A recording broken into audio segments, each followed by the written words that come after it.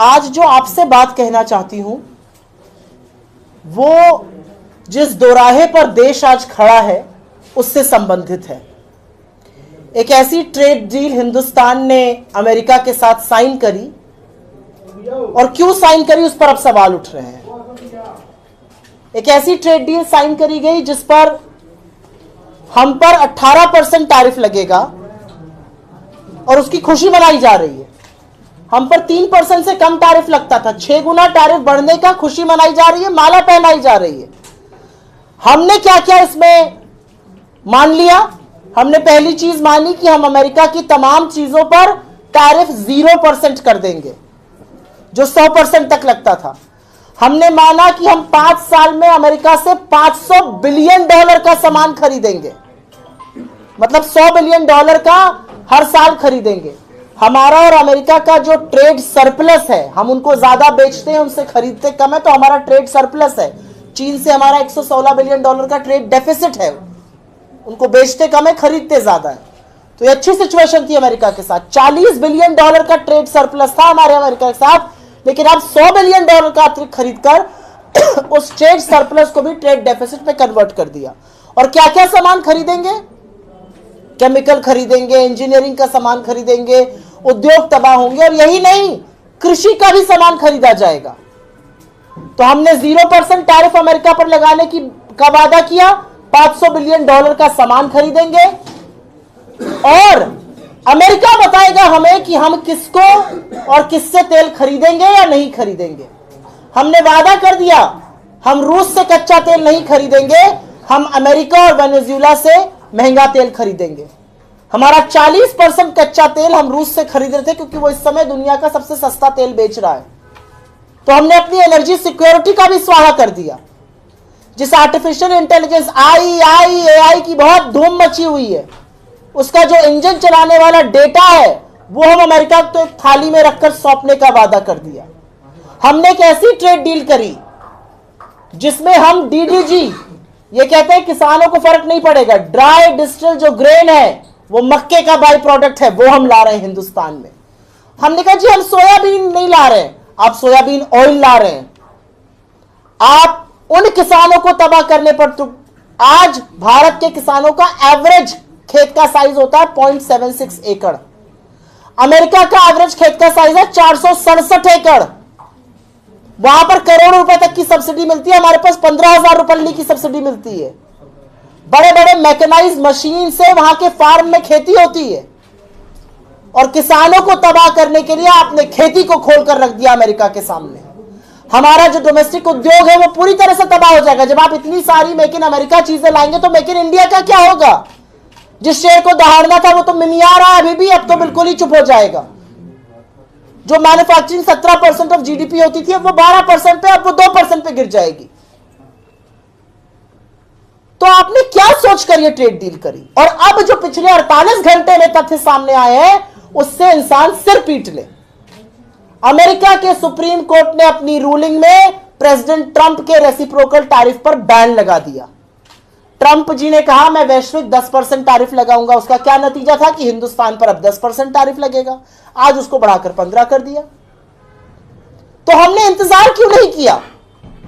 2 lower court already order दे चुके थे इसके खिलाफ, सुप्रीम कोर्ट से भी संभावना थी ऑर्डर नेगेटिव ही आता।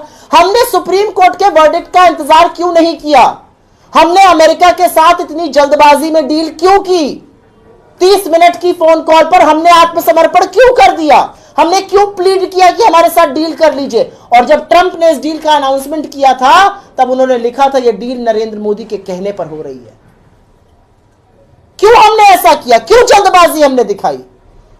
क्योंकि नरेंद्र मोदी का जो गले का शिकंजा है वो अमेरिका के हाथ में है। जिस जिu-जित्सु की बात राहुल जी करते हैं, पटखनी देकर अमेरिका ने उनके गले को दबोच लिया है। और पहली बात जो दबोचा है वो एप्स्टीन फाइल में नरेंद्र मोदी जी का नाम आना है, उनके मंत्रियों का नाम है, जो लगातार एप्स्टीन जैसे दरिंदे से संपर्क में थे। एक ऐसा व्यक्ति जो 2008 में कन्विक्ट हो चुका था, जेल काट चुका था, यौन शोषण, छोटी बच्चियों के साथ बलात्कार करने के लिए। He was a convicted pedophile, a convicted sex trafficker। ऐसे व्यक्ति के साथ नरेंद्र मोदी और उनके मंत्री बात कर रहे थे। एप्स्टीन ने अपनी मेल में लिखा है, मैंने मोदी को सलाह दी कि इजराइल जाइए और अमेरिकन प्रेसिडेंट को खुश करने के लिए वहां नाचिए गाइए और जोड़िए ताना बाना। सारी तारीखें जुड़ती जाती हैं। कैसे नरेंद्र मोदी जी पहले अमेरिका गए, 2017 में ट्रंप से मिले, जून में, जुलाई में वो 4 से 6 तारीख इजराइल गए, 9 तारीख को एप्स्टीन मेल करके कह रहा है जैसा मैंने कहा था वैसा उन्होंने किया। और फिर उनके दूसरे मंत्री हरदीप पुरी, उनको सब पता था गवर्नमेंट ऑफ इंडिया की क्या स्कीम आने वाली है क्या नहीं। वो लगातार एप्स्टीन से चर्चा कर रहे थे, कॉफी पीना चाहते थे, उनको बुक गिफ्ट कर रहे थे, उनके साथ मीटिंग कर रहे थे, 14-14, 15-15 बार उनके घर गए। और मैं आप लोगों से पूछना चाहती हूं, आपके घर पे बहनें होंगी, बेटियां होंगी, मां होंगी, पत्नी होंगी, ये एग्जॉटिक आइलैंड क्या होता है? जब हम कुछ अश्लील बात करते हैं तो जिस तरह से हम कहते हैं ना, अरे एग्जॉटिक आपने क्या किया होगा, हैव फन, क्या होता है ये हैव फन, क्या होता है ये एग्जॉटिक आइलैंड? इस पर कोई जवाब नहीं है हरदीप पुरी का। और एक ऐसे व्यक्ति को आपने अपने मंत्री परिषद में मंत्री बनाया हुआ है।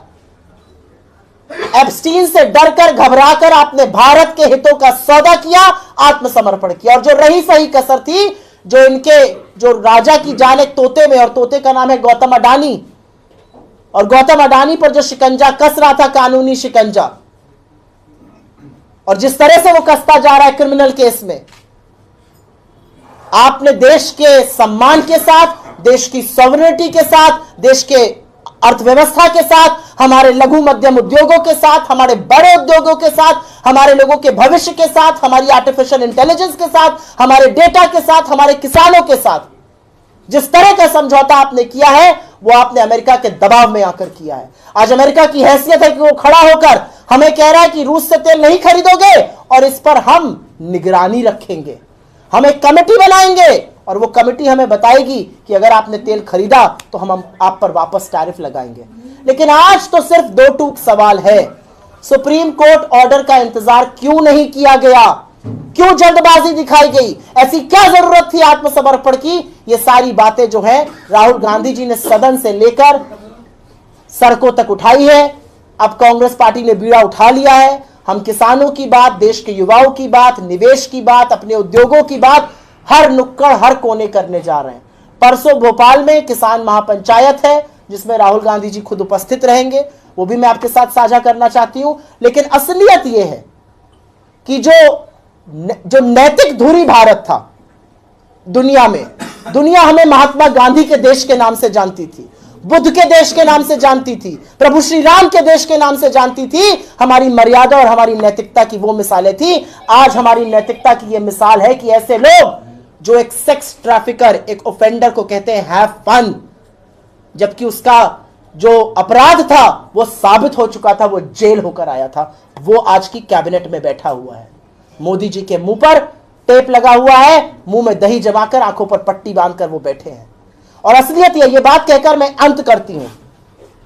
एक एआई समिट करी, वहां पर चीनी रोबोट दिखाया, उसको अपना कहलवाया, और जब आप अगर कॉम्प्रोमाइज प्रधानमंत्री हैं तो आपको कॉम्प्रोमाइज प्रधानमंत्री बताया जाएगा।